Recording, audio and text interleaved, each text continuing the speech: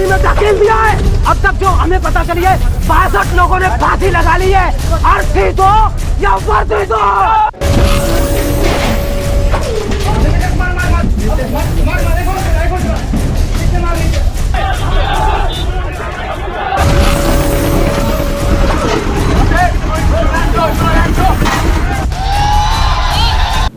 देश फिर सुलग उठा। अग्निपथ योजना ने देश के नौजवानों को फसादी बनाया। देश की सुरक्षा का ख्वाब देखने वाले आज देश के ही निजी बर्बाद करने में लगे हैं। कौन है इसका जिम्मेदार? देखिए मेरे साथ हक की आवाज। मैं हूं शकील बागमारे। अग्निपथ की खबर से कई नौजवानों की खुदकुशी की भी खबरें आ रही है। एग्जाम के इंतजार में बैठे नौजवानों को सरकार ने नई योजना अग्निपथ के ऐलान करके इनके सपनों को जैसे तोड़ दिया। ये इन नौजवानों का कहना है। इन युवाओं की माने तो अब तक 60 लोगों की मौत की खबरें आई हैं, मगर हम इसकी अभी पुष्टि नहीं कर सकते। जो सरकार की इस अग्निपथ की योजना से आत्महत्या कर रहे हैं, सुनिए। मेरा नाम अक्षर रावत है। अच्छा जी। जी आज रोड शो किया है, धरना प्रदर्शन किया है, क्या है पूरा मामला? टीओडी भारत सरकार ने जो नई कानूनी प्रणाली इंडियन आर्मी तीनों सेनाओं में जो लागू की है, इसका हम विरोध करते हैं। ये प्रणाली भारत सरकार में लागू नहीं होनी चाहिए। भारत सरकार ने हमसे हमारे आगे हाथ जोड़ जोड़कर 1 रैंक 1 पेंशन के नाम पर वोट मांगा था, और आज 9 रैंक 9 पेंशन का ड्रामा बनाकर हम युवाओं को बेरोजगारी में धकेल दिया है। हम ये तानाशाही नहीं सहेंगे। आपकी मांग पूरी नहीं होती है तो क्या करेंगे? हम अपनी जान दे देंगे। दिल्ली तक जाएंगे, जान दे देंगे अगर नहीं पेंशन तो अपनी जान करेंगे। हम सब यहाँ जिंदा लाश खड़े हुए हैं। हमारे ही दोस्त 62 जो आज तक अब तक जो हमें पता चली है 62 लोगों ने फांसी लगा ली है। अर्थी दो या वर्दी दो। अर्थी दो या वर्दी दो। और दूसरी बात, हमारी अगर नई बात माने हम यहाँ से रोड से उठेंगे नहीं, चाहे आज हटाओ चाहे कल हम जाएंगे। हम मरे हुए समान हैं। हमारी सांसें छीन ली गई हैं। छीन लो सांसें हमारी, फिर भी जिंदा है। भारत सरकार के इस फैसले पर हम शर्मिंदा हैं। यूपी कश्मीर सहित देश के कई राज्य सुलग उठे। अग्निपथ स्कीम के ऐलान होते ही यूपी में अग्नि की ज्वाला देखने को मिली।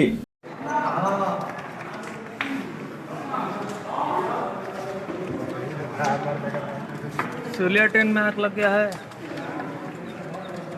भारतीय सेना में 4 साल की नई योजना अग्निपथ की सरकार ने घोषणा करने के बाद ही से योजना पर विवाद शुरू हुआ था। इस योजना के खिलाफ देश के कई राज्यों में 2 दिन से ही हिंसक विरोध प्रदर्शन चल रहे हैं, मगर कल अचानक से प्रदर्शनकारियों ने गाड़ियों और ट्रेनों को आग लगा दी और कई जगहों पर तोड़फोड़ की गई। पुलिस को भी मारा गया। डीसी ऑफिस में भी पथराव किए गए। बीजेपी दफ्तर को भी आग के हवाले कर दिया गया, जिसमें सार्वजनिक और निजी संपत्ति को नुकसान पहुंचाया गया है। प्रदर्शनकारियों का कहना है कि मोदी सरकार ने इन्हें एक बार फिर बेवकूफ बनाया। प्रदर्शनकारियों का कहना है कि अगर हम सेना में दाखिल भी होते हैं तो 4 साल के बाद हम क्या करें। प्रदर्शनकारियों की हिंसा पर काबू पाने के लिए पुलिस ने लाठी चलाई और आंसू गैस के गोले दागे गए और हवा में फायरिंग भी की गई, और अब प्रशासन ने हालात काबू में होने का दावा किया है। दरअसल फौज में भर्ती की उम्र 17.5 साल से 21 साल है और अब 17.5 साल से 23 साल कर दी गई है, और सिर्फ 1 साल के लिए यानी इस साल 2 साल बढ़ाए गए हैं। फिर से दूसरे साल से 17.5 साल से 21 साल ही रहेंगे, और 4 साल के बाद रिटायरमेंट, और रिटायरमेंट होने वालों में से 4 में से 1 को ही सरकारी नौकरी मिलेगी। इस योजना पर नौजवान ऐतराज करते हुए सड़कों पर आ गए। आपको यह जानना जरूरी है कि आर्मी की भर्ती के लिए 2019 में एग्जाम का फॉर्म भरा गया था। 2021 में मेडिकल फिटनेस चेकअप किए गए, यानी मेडिकल क्लियर होने के बाद भी 8 बार एग्जाम की डेट निकालकर पोस्टपोन कर दिया गया। इससे भी युवाओं में गुस्सा था। अब जरा हमारी नफरत पैदा करने वाली मीडिया के तरफ चलते हैं। जो लोग अब पत्थर फेंक रहे हैं, गाड़ियों को आग लगा रहे हैं, पुलिस की पिटाई कर रहे हैं, ये लोग दलाल मीडिया को दंगाई और ना ही पत्थरबाज दिखाई दे रहे हैं। वो इसलिए कि ये सब मुस्लिम जो नहीं हैं। जब भी दंगे या फसाद मुसलमान करते हैं तो फसादी, दंगाई, पत्थरबाज का टाइटल मुसलमानों को दिया जाता है, और जब सभी धर्म के मिलकर एक साथ करते हैं तो दलाल नफरत बांटने वाली मीडिया के मुंह में लड्डू आ जाता है। क्या अब हिंसा फैलाने वालों के पोस्टर चिपकाए नहीं जाएंगे? क्या अब इनके घरों पर भी बुलडोजर नहीं चलेंगे?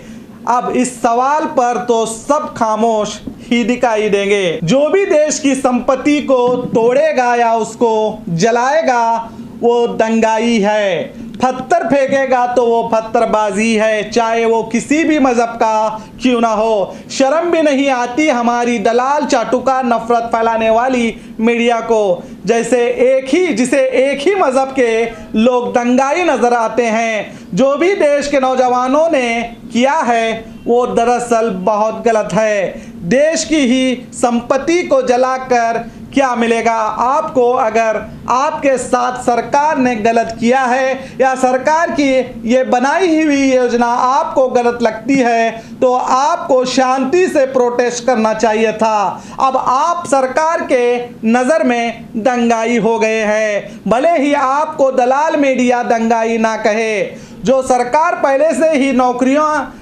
नहीं दे रही है, अब आपकी इस हरकत से तो इन्हें और अच्छा होगा। जो एग्जाम पहले 8 बार पोस्टपोन हुआ है, अब फिर से पोस्टपोन करने का इन्हें फिर मौका भी आप ही ने दिया। याद रखिए, कानून को हाथों में लेने से मसले हल नहीं होते, और सरकार को भी समझना होगा कि किस तरह के योजनाएं बनाई जाएं जिसे युवा को फायदा हो और ना कि अग्निपथ की ज्वाला में जले। और जाते जाते मैं आपको इस वीडियो के साथ छोड़ जाता हूं जिसे विजेंद्र यादव ने पोस्ट किया है। इस वीडियो को देखिए, इसमें उन्होंने वीडियो के साथ भी लिखा है 4 साल के बाद की तस्वीर, अग्निवीर बनेगी कटवीर।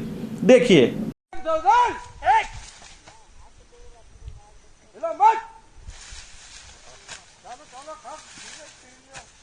जय श्रीमान, श्रीमान गन्ना करने के लिए 11 आदमी हाजिर है। जय श्रीमान। करने वाला प्लाटून एक साथ शुरू कर।